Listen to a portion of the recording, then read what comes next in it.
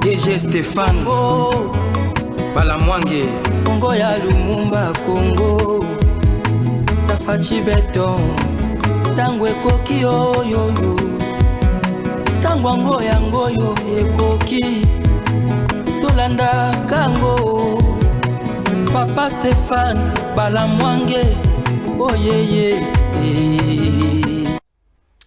Mbote na bande nyonso bali kotala kitala ya Congo oto bengi tango ekoki RDC gongango yango to bandi masolo ya mboka oto bengi République démocratique du Congo mboka oto lula makasi tanto ali kolala to ali kolota mboka oyo tanto tozali kolamuka tozali kokanisa obele malamu bolamu et tozali kokanisa obele développement kokende liboso ya mboka na biso la République démocratique du Congo nzamba zolo kumu parce que apesi yo makasi apesi biso pe makasi to vanda likita ya lelo to beta masolo ya mboka. Alors lelo to robeta masolo ya trahison ya bandeko bazali kolala pongite ici tozali kolobela bino batu bazali kokufa ebele tuku kama na kama plus ou moins 12 millions de morts na Goma wana bandeko bazali kokufa sous l'agression rwandaise soutenu par une grande partie occidentaux, soutenu par aussi, je peux dire, les Américains. Bato bazali kokufa ebele, mais toali komona mawezali kolata mitema ya bakongoma ne belete. Ce que nous allons leur dénoncer, ce que toroye babanani baza sima ya koboma, banani baza sima ya batueri oyo. Ça vient, la liste vient de sortir. Yomba lo baake, 99 jours ezalaka ya moibi. Mais au bel jour, mon copain Kassan est la propriétaire. Tala biso bayi école Congo, bana tata lo pangoto comprendre si ko ba mibi o ba otali banda ba ko kota na Congo na biso pona ko yiba ba minéré na biso ko zo bomengo école et comme bomengo privé na bango bomengo aussi ya ba pays de provenance et ba pays d'origine na bango. Tokangi bango wati. Le 30 août 2023 o yoti koleka toyoki ndenge bato bakufe belé des cinquantaines de morts bakufi na ville ya Goma en pleine ville ya Goma bandeko bakufi ebele et motif ya liwa bandeko désordre salamaki na Goma c'était quoi parce que la population gomatracienne basengaki ke la MONUSCO et la force régionale babima bakende ça fait c'est trop. Siko aoto tiko ka Moïse Katumbi aoti kopé sa message. Biso la population congolaise et aussi les gouvernements, les autorités congolaises bandimi ke MONUSCO et kende. Parce que j'avais dit cela toujours dans temps au Koki RDC que la MONUSCO a pris beaucoup de temps na kati ya mboka na biso émission na bango ezalaki ya ko maintenir la paix. Yako battre la population pena biloko na bango. Mais sur terrain, kimia ezalité, sur terrain, population est en sécurité, sur terrain aussi biloko ya population est en sécurité. Boni to recontinue ko va na batabou. Alors il faut bakende. Population est gangi ba konjipe ba yoki ba bike population to yoki bino MONUSCO e kende.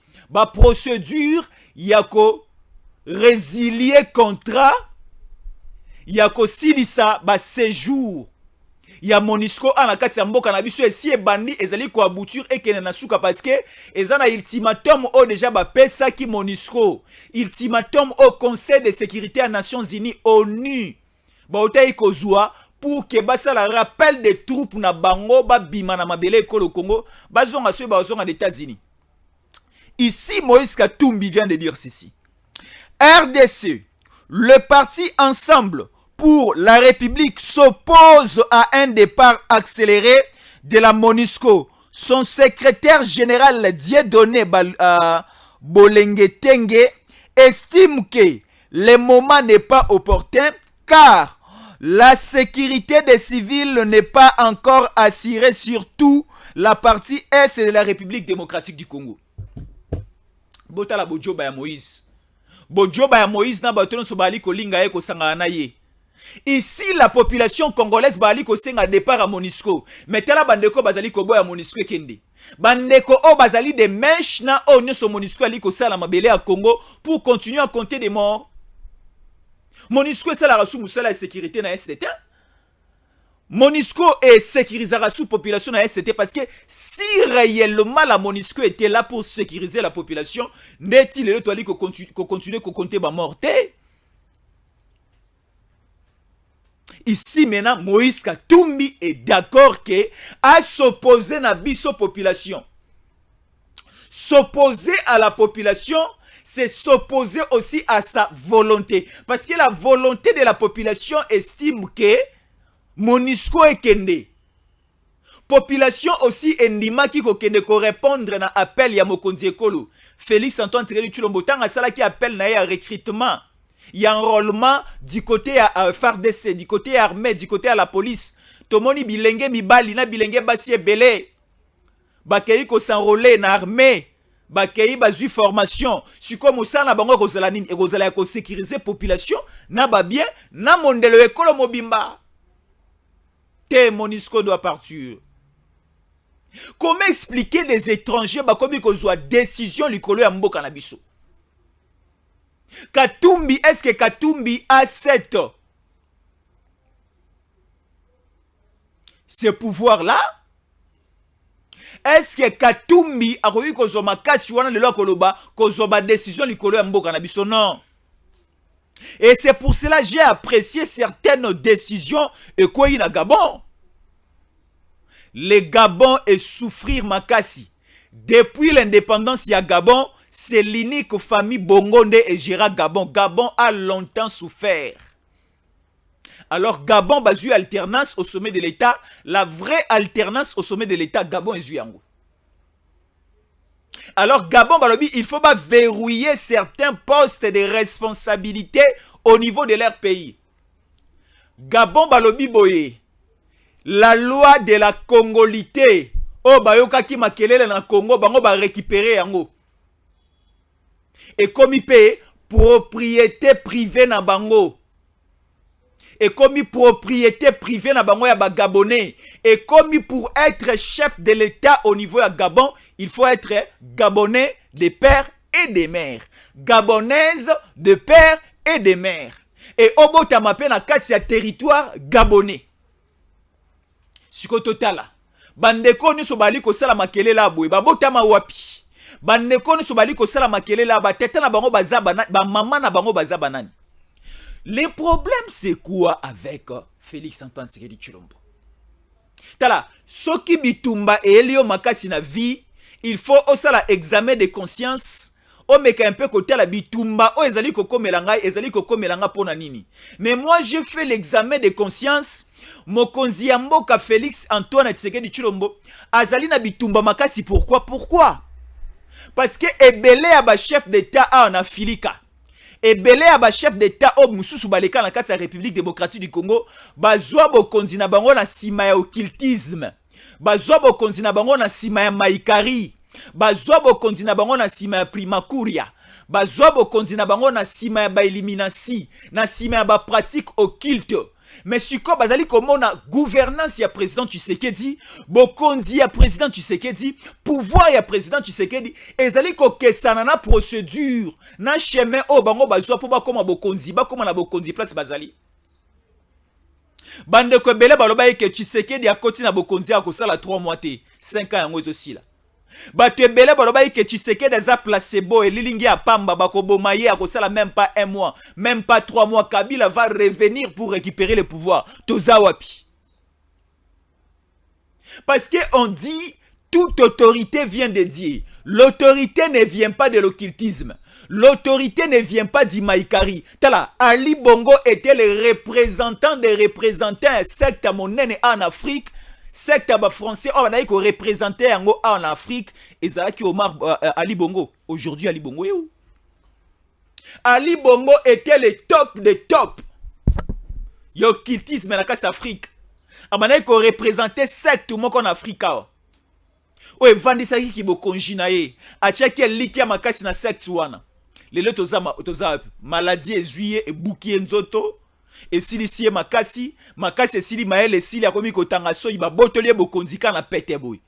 Mais siko bango bakanisaki ke eza occultisme nde esimbaka force ya pouvoir a mutu. Non, C'est Dieu, parce que c'est Dieu qui a donné à Tshisekedi le pouvoir. C'est Dieu qui est en train de garder, de sauvegarder, de protéger même le pouvoir du président Tshisekedi.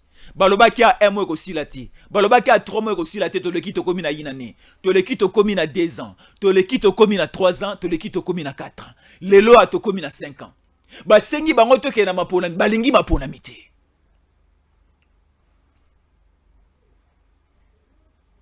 Donc c'est-à-dire, Baï Kongomani, il faut identifier toutes ces personnes.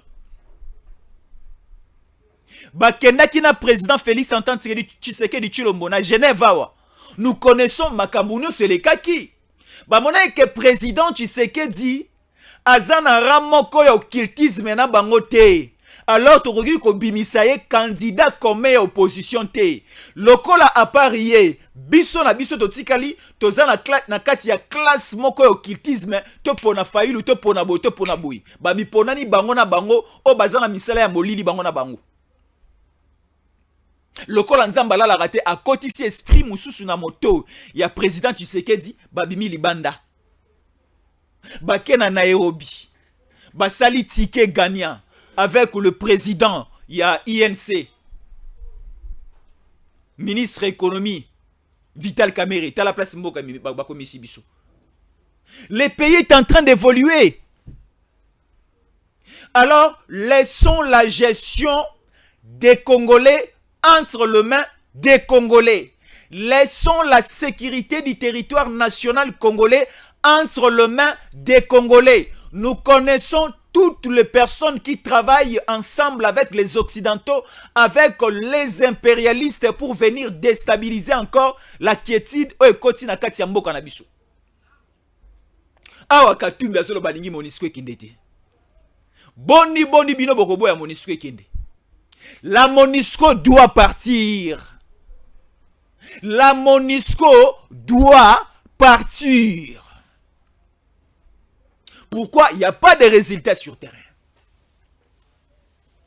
Alors, qui est cette personne-là qui a commis qu'on s'opposer à la volonté à peuple? Si comme motaboende peuple ekopé sa makasi, motaboende peuple ekopé sa confiance, non. O azali ko marcher na langage moko na population te, azala pe musika ya population. Ndeko muso bandaye koloba a syndicat dokolo. C'est difficile de ne pas aimer Tshisekedi. Parce que Tshisekedi a un cœur plein d'amour, un cœur plein de compassion, un cœur qui aime les gens, un cœur qui ne sait pas faire du mal, un cœur qui rassemble, un cœur qui construit, un cœur qui réfléchit le bonheur. Tala akobo te komi ofele na Kisasa. Baebisi biso awa na Congo mobimba. Toza plus ou moins 112 millions d'habitants, plus ou moins. Hein, ça n'a de comment comme biso. Awa na Congo toza na plus ou moins 112 millions d'habitants. Ah, kobo te komi ofele na Kisasa. Toko koma combien? Bande kona biso bayaka to tia na sito bota su mingiti. Bande kona biso bangala, balobi pe bangala babota ka mingi to tia na se. Bande kona nga baluba to tia na se to bota mingite, mais maternité za ya ofele. Balobi maternité kaka nde za ya ofele te. Balobi na ba kilo ndenge to kendaka kilo na kilo ekomi ofele. Moi si abandi zemi 1 mois 2 mois tina na kilo za ofele. Nana sali bikamu si aboué président Félix Antoine Tshisekedi Tshilombo. Balobi na kilo eza ofele. Consultation prénatale eza ofele. Kobota ofele et la consultation post-natale après Kobota ofele. Donc moi si abandi zemi abandi ba kilo ofele. À quel Kobota, quel que soit les cas, conditions, aboti na césarienne ofele, aboti na voie normale ofele, babandi kolanda soin ya mama na mwana ofele, ti mwana kokola. Siko muta boyeboy bisanga yenano. Makamba bo ezama sapote, ezama makambo zali ko salama. Meka kotinda moi sinon azana mokumba ya 1 mois 2 mois, tinde na hôpital à Kanchachi. Opesa biso raison. Et balobeli biso e bandina na Kisasa. Dans 2 mois et ok na Grand Bandundu et participer lisusu na Congo central. Et Année 2024 quand tozo banda et panzani na province mususu. Et lorsque nous allons évoluer et ko panzana na 26 provinces mobimba. Oh esengo be esengo te. Si nous avons besoin que cette population o ezali kobotama, la population o ezali déjà na kati ekolo Congo, o to ali ko bika na ekolo Congo, to bika na bonsomi, to bika na kimia na biso. Alors, kimia na biso, il faut basokoto ya makasi o barozalana pour nous sécuriser avec beaucoup de confiance. Mais pas la MONUSCO. La MONUSCO te. Ici maintenant, balingi va tromper la population pour dire quoi? La MONUSCO doit rester parce que après les élections, il y aura un trouble qui va s'annoncer et la MONUSCO doit sortir pour protéger la population. Non, il n'y aura pas de trouble après les élections. Les élections vont bien se dérouler. Les élections plurielles vont bien se dérouler.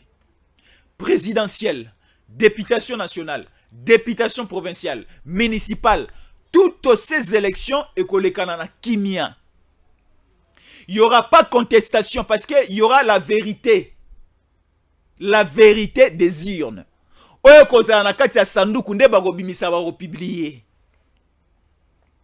Envoyez les observateurs. Envoyez les témoins. Baya kote la nenge mapona meko salama. Baya kote la nenge comptage ko salama. L'église catholique venait, l'église protestante venait. Mais on a remarqué un bloc qui vient de se former, un bloc des opposants étrangers au Congo, basangani na église catholique, basangani avec les occidentaux impérialistes, balinge ba ko déstabiliser makambo. Lobby jeté des passages vers la Gombe, non loin du bureau du chef de l'État. Namoni les parlementaires français, de bas députés français, na bas sénateurs français, bas sali délégation moroboye conduite par le premier vice-président et sénat français, ba yokutana mokonzamboka. Ba sololi na mokonzamboka tango ba silisi, ba keko kutana na président seni. Ba su ba assurance et pas mokonzamboka qu'il y aura effectivement élection. Bakena Seni et garantir bango qu'il y aura effectivement élection et les élections vont bel et bien s'organiser et se dérouler dans de très bonnes conditions. Siko oyo kolukamate ya dialogue torozo wapi. Je vais lire ce que le ministre de la communication et des médias Otsukukuma et Salingai et Lengimakasi Pesengo. Le ministre de la communication et des médias Patrick Mouyaya vient d'écrire ceci. RDC, le seul dialogue qui est entendu, c'est le dialogue du 20 décembre devant les urnes avec les Congolais. Bandimi dialogue. Tondimi siko dialogue na opposition. Boyo kasiko. Le gouvernement congolais, président Tshisekedi et le gouvernement congolais, bandimi dialogue. Dialogue au bandimi Erosalama le 20 décembre. Dialogue wana Erosalama le 20 décembre Erosala wapi na ba irne. Wapi ba Congolais ba koya na mikanda na bango na dialogue ba koya kotia na kati ya irne. Et quelques jours après, il y aura publication à résultat et dialogue. Parce que si nous parlons les termes élection, ça indispose d'autres personnes. Parlons maintenant en termes de dialogue. Parce qu'il y aura un dialogue le 20 décembre. Oh ba yi kongomani nyonso na oya poto na oya awa ba okena ba irne ba kotia papier. C'est le vrai dialogue que nous Congolais nous attendons. Pas question de distraction que Ambongo, Cholet, Katumbi, Matata et encore Fayoulou et Kabila balingi ba créer les biso veulent nous créer. Tout peuple congolais est mobilisé et déterminé. Cap 2023, décembre, le 20 décembre. Ça sera un certain mercredi. Tous allons aux élections. Vous nous parlez ici de respecter la Constitution. La Constitution par le canal de son article 70. La Constitution avec l'article 70 dit ceci: le mandat du président de la République est de 5 ans, une fois renouvelable.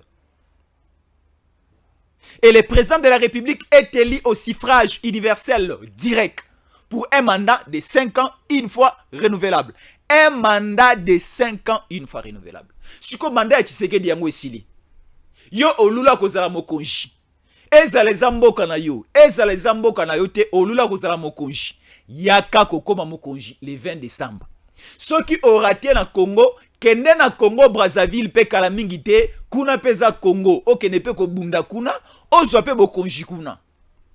Ceux qui na Congo Brazzaville ont raté, mais euta ko sa managabo a okenda ki te po. Donc ça dit tous les étrangers au bazali ko créer dispute désordre et pas na biso awa, allez aussi tenter la chance ailleurs parce que ça ne va pas aller, ça ne va pas tenir.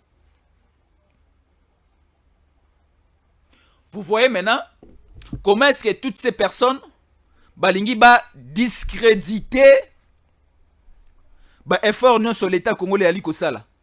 Eza soni pe mawa, eza soni makasi. Et ali kosala pasi makasi na motema boni bato aboye to ko tambola na bango. Bato balula bosoto, bato balula makila. Non, ce n'est pas possible de marcher avec ces gens. Voilà. RDC, guerre du M23. Une délégation de parlementaires français porteurs d'un message de paix à Kinshasa. Il y a clairement des rapports des experts de l'ONU qui expliquent comment la RDC est agressée dans l'Est par les Rwandais. Alors, nous demandons des sanctions très dures de la part des Nations Unies, l'ONU, contre les agresseurs de la République démocratique du Congo. Là, c'est la délégation de sénateurs et députés français au Koutana, na Félix Antoine Tshisekedi Tshilombo hier. Mais les Français, vous parlez bien que les rapports des experts des Nations Unies disent que la RDC est agressée par les Rwandais. Il y a de multitudes et de multitudes de tueries. Bandeko bali kokufa lokola banyama bato. Mais pourquoi vous ne sanctionnez pas réellement le Rwanda? Vous l'OTAN, vous l'Union européenne, face à ce qui se passe au niveau de l'Ukraine et de la Russie, bomoni bino nyonso nenge Union européenne, États-Unis na OTAN et sanctionner Russie na ba dimension ebele, na ba domaine, na ba secteur ebele, ba sanctionner Russie. Russie est comme ko vivre na yemoko na moi une partie ya ba nation asiatique. Europe mobimba et kangi bloc est bloqué Russie. Mais pourquoi aussi pas les cas? Parce que bato bakoufi na guerre ya Russie na Ukraine ba moke. Mais pas na biso bakoufi belé 12 millions de morts, c'est trop. 12 millions de morts wana eza population ya Gabon sangisi bango, population ya Gambie au sangisi bango, population ya Niger au sangisi bango, na population ya Mali. Le nombre de personnes au bakoufi na Est la République démocratique du Congo et les responsables c'est Kagame. Boni ko sanctionner ka na moto ya moyenzo to mike wana te. Ko sanctionner ko zoe ko bete fimbu na simana ye ete ya mato inaye. Et Kagame ne travaillait pas seul. Kagame travaillait avec James Kabarebe. Parce que dans les rapports, il y a d'experts, il y a Nations Unies, il y avait un nom inclus à l'intérieur écrit, à l'intérieur écrit James Kabarebe, parmi les responsables. Mais la CPI, vous êtes là. Venez d'abord arrêter ces deux personnes, James Kabarebe et aussi Paul Kagame. Et en ce temps-là, lorsqu'il y aura audience et il y aura des révélations, otoroyoka na bakatumbi ba travers na batuana, na bakabila ba travers na batuana, na ba onso bali ko circuler ko tonga ko panza c'est-à-dire bato bazali ko dondo na lolendo makasi ana kati mboka na biso, ils sont des mèches avec le Rwanda. Faut kokanga bango. S'il faut arrêter, il faut arrêter. Parce que le président Félix Antoine Tshisekedi Tshilombo, tango abandai koloba achaki mai na monoko te. Tango abandai koloba achaki pe maboko na monoko te. Alobaki ouvertement. Il sera très dur devant toute personne quelle que soit sa nationalité, il sera très dur et la justice va frapper toute personne oyo akoya ko déranger kimia ya Congo pe ya ba Congolais. Siko bato ne so bali ko circuler bali ko déranger kimia ba Congolais.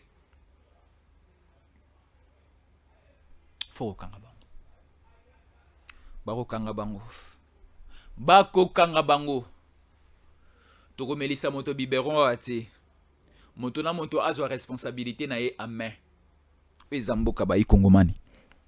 Mboka ya ba Kongomani, mboka ya Stéphane Balamwange, mboka ya Joël Kitenge, mboka ya Christian Bosembe, mboka ya président Félix Antoine Tshisekedi Tshilombo, mboka peli susu. Ya yona ngai bozali kotala biso, eza mboka na biso. Baya kokosa biso te. Eza na bandeko ebele bakomi kokosa baona mosolo moke moke. Bakosa biso te. Toyebani bilongi, toyebi oaza ya biso te. Toyebi oaza na makanisi malamu, oaza na makanisi malamu te. Très bien. Voilà. Les dossiers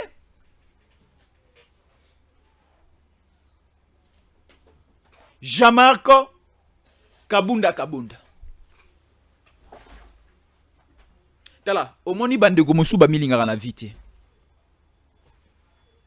Bandeko mosusu bamilingaka na vite. Basali yo moto.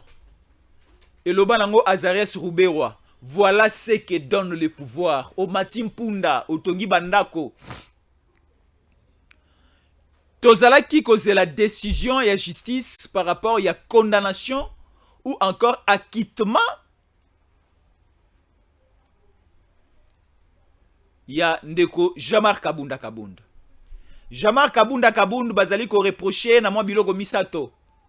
Bali ko reprocher outrage au Parlement, outrage à la République, propagation de faux bruits et aussi outrage au chef de l'État. Et bakatela qui est 5 ans de prison. Fallait qu'il la dernière décision jugement et bimalelo. Mais laissez-moi vous dire que la séance est reportée. La séance est reportée pour le week-end de la semaine prochaine. Parce que ici, on nous parle du 13 septembre. Ndeli kambaka bundu ba okata yango. Ce qui bako bakisa pe balobi 5 ans neza moke, ba bakisa encore 6 ans likolo, ba bakisa 7 ans likolo, ba bakisa 10 ans likolo ko zala pe mabete. Parce que motono so azali kolo ba makambo azali ko maîtriser te faut ba tchaya maboko. C'est ça. Faut ba tchaya maboko. Donc c'est-à-dire nous devons vivre dans ce pays avec le respect des lois de la République. C'est très important. Si chacun de nous veut faire de sa manière, si chacun de nous veut évoluer de sa manière, ça va toujours continuer à poser problème.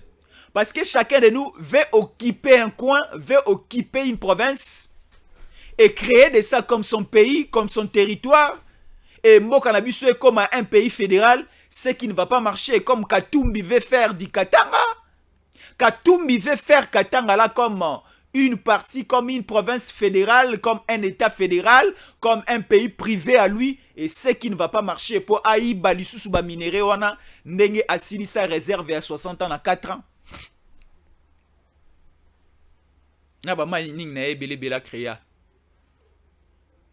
On ne veut plus de Primakouria à la tête de ce pays. On a connu des présidents nganga na poka oyo. Tozwa ba président banganga na mboka o président Limwaka, président Bibarala Mapata. Président o ayebi nzambe te, président o atikala ko fukama te, président o atikala ko prononcer kombo Yesu te, kombo ala te.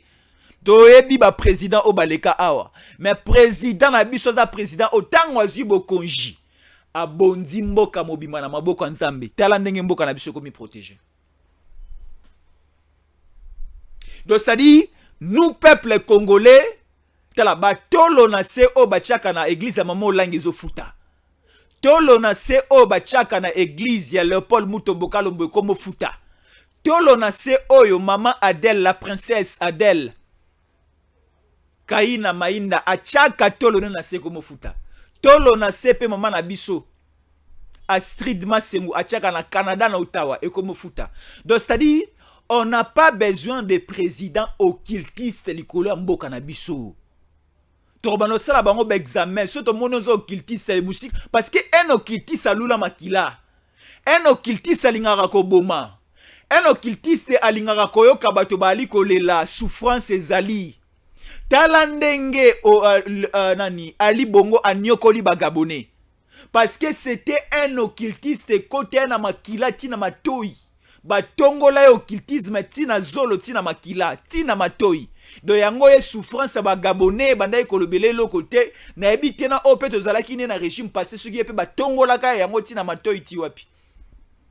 Do bango pasi ya bayi kongomani bayoka yango te. Plus question des occultistes à la tête de ces pays. Le quoi tozui mo konjiwa e binzambe. Le quoi tozui mo konjiwa bondi mboka na biso na maboka nzambe. Tu évoluer na yete. To sunga ye to bonde la pona ye. Donc c'est-à-dire hein, mo konzazali ko kamba mboka biso population siko to accompagner ye to sécuriser. C'est ça. C'est simple à faire, c'est simple à dire. Et je ne sais pas si vous nous comprenez. Donc ça dit, Toti Kalisusu Nzela na badongolomiso te. Katumbi c'est un dongolomiso. Katumbi n'est pas digne d'être président dans ces pays. Parce que dans leur plan, ezalaki kebachaki plus assurance na bango. Na occultisme na kibonganga na bango ke bako kotisa. Donc ça dit, bako belisa président Tshisekedi Liboma. Bako tchela e poison. Bako bete monduki ya molili. Bako sala ebo ye président Tshisekedi. Et que Simba lisusu te ako sundola pouvoir et Alexis Tamouemba Barozo pouvoir, Alexis Tamouemba Barozo cédé yango pe à Kabila et l'histoire va changer, soit encore on va créer un coup d'état, une rébellion, voilà. Donc c'est-à-dire tout cela est simbité. Et le bas Moïse Simbi, baena molili baena butu simbité. Ba engi baluki kolo kape ko sala nga mabe na butu esimbite to lamuki na tongo bakanisa ki masasi yo babeta nga na butu e ko sala musala na moi ba moni pe na moi na liko tembo na esango na kimia na makasi esali bango siko zuwe pesi bango bilongi kanda.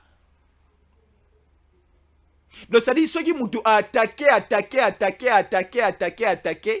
amoni ke attaque na ye ezali ko simba yo te ezali pe susu ko koisa o makale kale te ko pesa e kanda o moto ndenge ni ezali ko attaquer ezali ko simba te ndenge bali ko sala na Congo nde bali ko sala na Tshisekedi. Kagame attaque sala bo simbité, Kabila sala bo sim, Katumbi sala. Donc ça dit des accusations sur accusations. Ba komi ko bima libanda tina bo occidentaux tina ba. Donc ça dit on est en train d'accuser partout. En train d'accuser partout.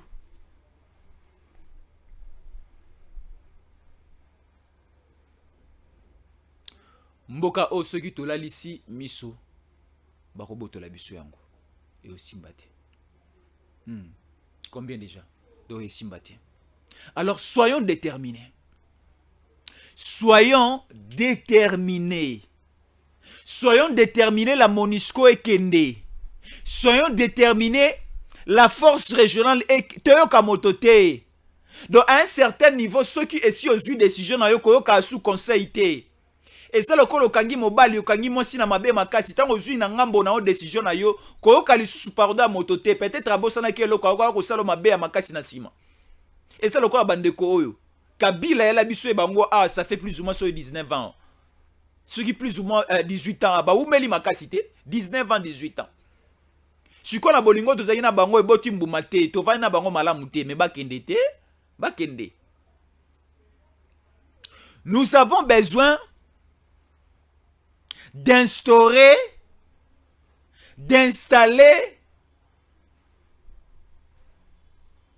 une nouvelle forme de sécurité na biso. Na batu oyo biso tozana bango confiance na bato o biso bayi kongomani ya libanda to kondima ko travailler na bango. Ba soldats na biso baza formés. Ceux qui te recépela to travailler avec les Indonésiens. tu retravailler na ba indonésien. Si tu resepela tu travailler na ba chinois pour la sécurité na biso, tu retravailler na ba chinois. Ceux qui te resepela tu travailler na ba russe, tu travailler na ba russe. Donc ça dit, ne venez pas nous imposer aujourd'hui les modèles ou encore la forme de sécurité où il faut tout appliquer pour tout sécuriser la population na bien na mondelo na mabele na bazamba na bam. Donc ça dit na bibwele na biso. Non, c'est à nous de planifier, c'est à nous de faire, c'est à nous. Donc c'est à nous seuls. Il y a un modèle, forme, figure, visage, il y a modèle, il y a sécurité na biso. Biso siko bayi kongomani tomoni ke EAC fo kende. Na chimie ya kia wa population congolaise asenga ke EAC kende. Force régionale kende. To sengi pe lisusu MONUSCO ekende nanu tokoyoka lite ya te. Lite ya awe ezate, o ya pete, o ya kanda a lite ezate MONUSCO ekende. Constant Ndima Yohana balongoli gouverneur militaire poka na masolo ya MONUSCO. Balongoli Constant Ndima suspendi azali sous gouverneur militaire à Nord Kivu te. Tu dis que Nord Kivu na Ituri eza sous état de siège. Siko e pas Constant Ndima na Nord Kivu wana bato bakufi ebele kama na Goma. Goma na tu dis que ba envia ka yango déjà balula ka yango makasi. Et pas moi si Ndumba oyo Kagame, mobali ya Ndumba, moi si Ndumba je ne sais pas. Na benge lesbien, na benge PD alula mboka na biso loko musupanda kaza na mboka na ye. Et loko ekotikala ka osimba te. Alors Constant Ndima rappelé à Kinshasa ba benge na lombango aya ko s'expliquer makambo o esalami kuna ye azalaki gouverneur militaire dans une province au bazan état de siège. Pas question de marche, pas question d'organisation à boye. Et salama kindengeni, comment est-ce que ba civil ba koufi, comment est-ce que ba militaire ba koufi, pour nanine désordre mobula bona kati ya chef lié ya province ya Nord Kivu. Oh kokai ko déclencher maramusu su ba rappeler mba ona kisasa. Ba tie gouverneur militaire ya sika sur place. Tango ba longoli Constant Ndima ba benga na kisasa, gouverneur militaire à sika ba tie et créer encore scandale. O azabo donc c'est-à-dire tala Goma wana foto tala malamu. Goma wana totala yango malamu. Parce que tolingi situation ya Rhodésie du Nord na Rhodésie du Sud et la bisoté. Corée du Nord na Corée du... Parce que il y avait une seule Corée avant, mais yagi au Gabon comme Corée du Nord na Corée du Sud. Avant il y avait qu'un seul Soudan, mais le comme Soudan du Nord na Soudan du Sud. Na tangi lobi na Ethiopia makale makele peza makasi. Na tangi na Niger makele zo continuer. Na tangi lisusu na Burkina Faso et pesinga nzoto mingai. Mobulu e bandi lisusu. Siko mbulu bongo e asu pa na biso. E ati e koko mapeti. Soyons tous ensemble. Unis comme un seul homme. Poto gagner badongolo miso o balingi mboka na biso te. Le dialogue est autorisé. Le dialogue est autorisé par le gouvernement congolais. Et la date aussi est fixée. Le 20 décembre 2023 et kobandana 6 heures dialogue. Dialogue en gros puis devant les urnes. Oye na dialogue aux yeux papier na yo au quotidien na kata urne. Na pourquoi déjà de komi ko zoba résultat à dialogue. Parce que si nous parlons en termes d'élection bozo kate dialogue ezobanda.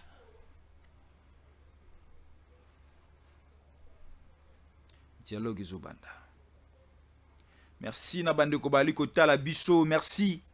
Bande ko bali ko tala biso depuis Allemagne, merci beaucoup na Allemagne. Bande ko bali tala biso depuis Benguela. Benguela c'est en Afrique kaka, merci beaucoup na tala biso. Merci na bande ko bali tala biso depuis Gabon, Gabon aussi to pesi bilombote. On est ensemble, y a pas de souci. To pesi bande ko mobimba France, mbote makasi. Merci beaucoup na confiance boali ko pesa biso et ali ko sala biso lolendo makasi tango ko RDC télévision ya bana mboka banda déjà ko panza lien beta lisolo epa bande ko mosusu o ba bitango ko RDC te ba ya ko s'abonner to sala lisanga ba ikongomane belé. Nous sommes déjà plus ou moins 120 000 abonnés. 120 000 abonnés tango ko RDC. tolingi tokoma 150 000, tokoma 200 000, tokoma 250 000, tokoma 300 000, tokoma même 1 million d'abonnés à tango koki RDC pour to betaka masolo ya kokende mboka kende liboso. Awa tokabaka mboka na maboka bapaya te. Awa to tumbaka mboka te. Awa tolobaka bo solo na bon somi na polele parce que za mboka na biso. Nous sommes considérés comme les gardiens de la cité. Protégeons cette nation. Protégeons cette terre.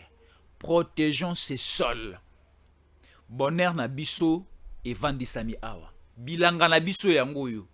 Bilanga na biso za mabele ya Congo. Place to kobwaka nguba to bwaki masangu, to bwaki loko songolo pakala eboti et permettre biso petolia. Balo na repas voisin te. Po voisin ko la muka 4h 5h abuki pe pondu nyonso olona ki na ndako na ye. Balo na rape na ndako zali ko futela te. Ndako ya ko futela na epa ya voisin balo na rakuna te. Balo na mingi mingi na lopango oyo moko somba. Tala lopango na ngai yango Congo. Lopango na yo yango Congo. A okolono ko tonga ko sala nyonso muta ko ya ko déguerpir yo azate. Tala ba étranger o ba eki ko tonga la kisasa ne ba komi ko binga na bango. Ba komi ko buka na ba mira clôture na bango, ba komi ko tracer banzela na kati. Mais yangai Congomani ba retoucher te. O yangai Congolais de père et de mère ba osimbate. Mais étranger nyonso o yaki ko zwa illégalement ba bien mbongo mosolo ya l'état. Akanga mosolo à l'état, akanga richesse à l'état, comment y tout on va ravir. Et puis si bon palpitation, biloba loba, basimba babenda, basala ba déclaration, mais l'état est là.